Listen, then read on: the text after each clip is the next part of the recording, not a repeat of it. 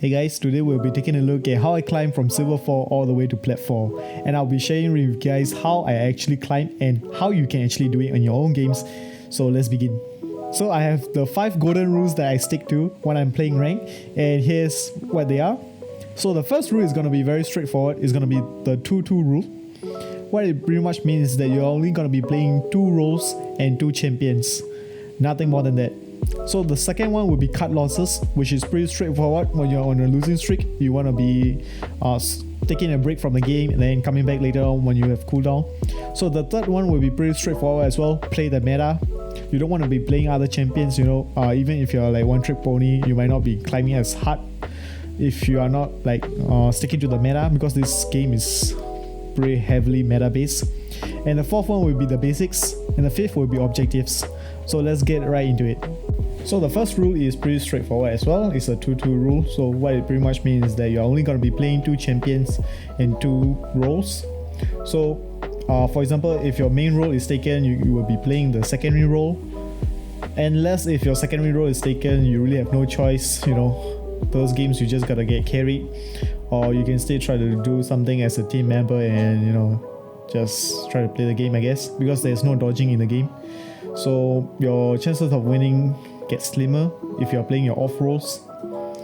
So for me, I have the main role that I play is in the jungle. So my 2 champions that I play in the jungle will be Lee Sin, which is going to be my main, and second champion is going to be Graves, because Graves is pretty great as well.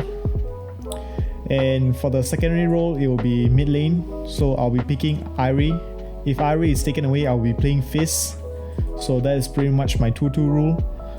Do not try to play other champions or other roles if you're not, if you haven't like really learned how to play the game yet on a champion, I guess.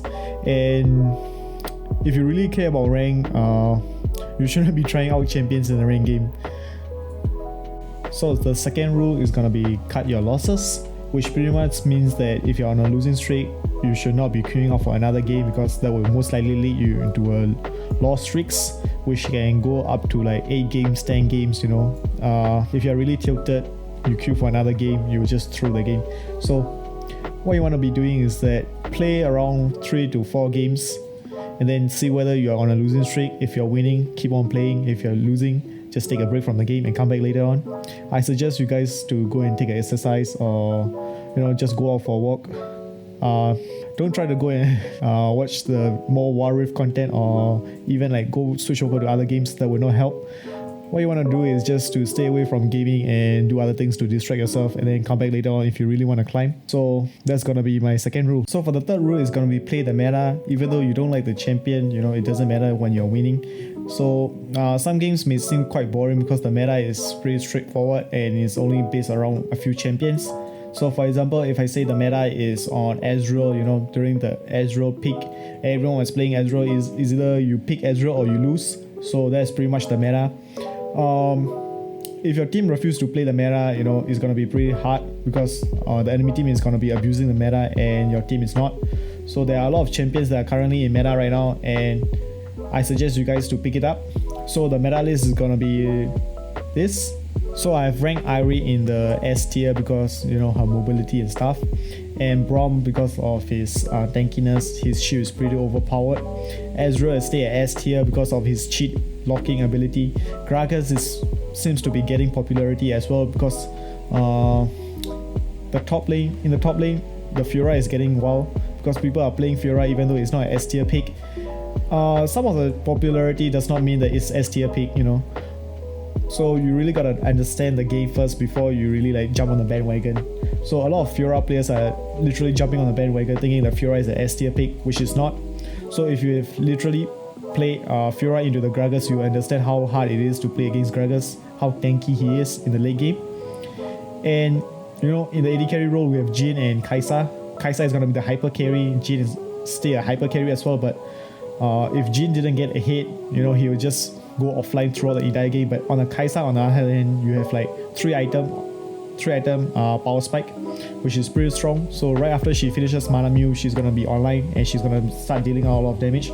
So in the jungle, we're gonna have Lee Sin, which is obviously the S tier, which he literally can just jump without warding. which is pretty insane in my opinion. So he can just jump into the air. I don't know why Riot did that, but you know, I'm not complaining because I'm a Lee Sin main. And in the mid, you have Orianna as well, which is good for team fighting. Her early game is pretty strong as well. I think the shield is quite overloaded, and if you can abuse the auto attacks, you will be winning most of the lane matchups. So for the support, we still have Seraphine. Seraphine was untouched by the nerfs. She stays strong because of the team fighting potential she holds. So TF pick might be, you know, pretty unorthodox to the meta, because I would say TF is pretty strong if you know how to abuse him. TF have the ultimate, which pretty much is a global pressure. So as long as when he leaves the lane, you know, you gotta be careful of not getting ganked by TF, Twisted Fate ult. And if you run teleport on him, he'll be having more pressure throughout the entire map. So that's why he's definitely an S tier pick for me. And if you guys want to learn these champions, you know, take time in normal game first before jumping right into the rank, because some of these champions are pretty hard to learn at first, but once you get a hang of it, you know, it will be quite easy. Like Lee Sin, for example. Lee Sin is quite high skill ceiling, as well as his low skill flooring as well. But once you start climbing into the higher ranks, you gotta really understand the champion and understand the game, man. If not, you won't be climbing that far. Okay guys, so if you have made it all the way to this part of the video, you know, thank you guys so much for making it all the way to the part of the video. And you know, we're close to hitting the 1000 subs, and I appreciate all of you guys for subscribing into this channel and sticking along to the journey. If you guys would like to see more of this kind of content, you know, make sure you guys like, subscribe and comment on whether you guys want to see more of this type of content, or more of like the stream highlights, or even like champion complete guide series. I'll try to like adjust according to what the viewers want. So yeah, so the fourth rule is pretty straightforward. It's just gonna be understanding the basics. So if you haven't learned the basics, you know, how are you expected to climb to at least a plat elo? And if you really want to climb, you gotta learn more than the basics, man. So you might think that, you know, it's just basics, I already know how to play the game and stuff. So let me test you guys, alright? Okay, so this is the enemy team comp. We're gonna have Fiora in the top lane, Yi in the jungle, mid lane in the Lux, and Seraphine and Jhin is in the dual lane. So as a tank player, you know, as a bruiser, either be Garen, Mundo, Shyvana. Okay, so as a tank player, what are the items that you should be buying to counter them? Alright, I'll give you guys some time to think about it. And if you have guessed at least 3 of the items, you know, I would say that you understand at least the basics of the game. And if you did not, you know, you gotta learn the basics, man. So here are the 5 items that you can build to counter them. First item is gonna be Mercury Threads, upgrading them into Quicksilver Stash. It's good for escaping Lux Binding, Seraphine ult, Jhin Root, which is his second ability. And another item is gonna be Executioner Calling, which is good against Master Yi, Fiora and Seraphine, which is because those 3 pretty much heals. We're gonna be building Thornmail because it's good against Master Yi, Jhin and Fiora, which is pretty much the auto attack based champions. And lastly, we'll be going Randuin because it's good against Fiora, Master Yi and Jhin. So if you can't really like item optimize, you know, you gotta go learn the basics of the game and then come back to rank once you have mastered them. So the basics are very important, guys, so make sure you guys learn the basics first. So for the last tip we have is objectives. The objectives are pretty straightforward, which is gonna be the towers, barons and dragons. So I would say you will prioritize dragon over towers, because towers will eventually fall once the minions stack, and dragon's buff stays throughout the entire game. So if you have a great dragon like Inferno Dragon, which helps you with in team fights and raw damage output. So there are different tiers to the dragon, I would say. I'll rate the Inferno Dragon at the S tier, and then the Mountain Dragon at B tier, and the Cloud Dragon at maybe C tier, and then Ocean at C as well, because they are not really important when you go into towards the late game.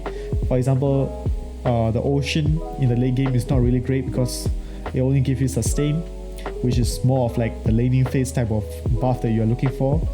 And the Cloud Drake might actually be better than Ocean Drake in the late game because of the ultimate. The buff that you get once you use your ultimate. And the Inferno is S tier because it just gives you the extra damage when you're fighting or like even skirmishes.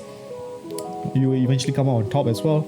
So then we have the Rift Heralds as well. So in the early game, you can give up those lower tier dragons for Rift Herald and trade the towers for that. I would say Rift Herald might sometimes be ranked at a higher priority because of that. So you really gotta understand the objectives if you really want to climb.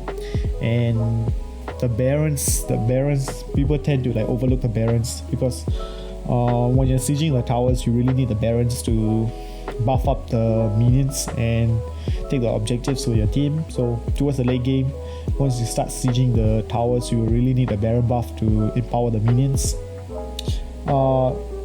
In sometimes you can give up Elder Dragon for the baron buff, because I would say sometimes baron buff might be actually better than the Elder Dragon depending on the situation of the game. So you really got to understand the objectives and how you can, play around the objectives and come out on top. Yeah, so those are my 5 golden rules to climbing the solo queue ladder. And okay, so the bonus tip is gonna be playing the solo queue and not playing with full stack. Pretty much solo queue games are coin flip and full stack games are a little bit harder to play if you don't have the comps or the synergy to begin with. So I suggest you guys going for solo queue instead, which is going to be coin flip games, which is going to be 50-50. You either get a bad teammate or the enemy team get a bad teammate. So there's no good players, there's only bad teammates. Alright, so stay humble and climb the solo queue ladder, guys. So I will see you guys on the Rift. Take care and bye.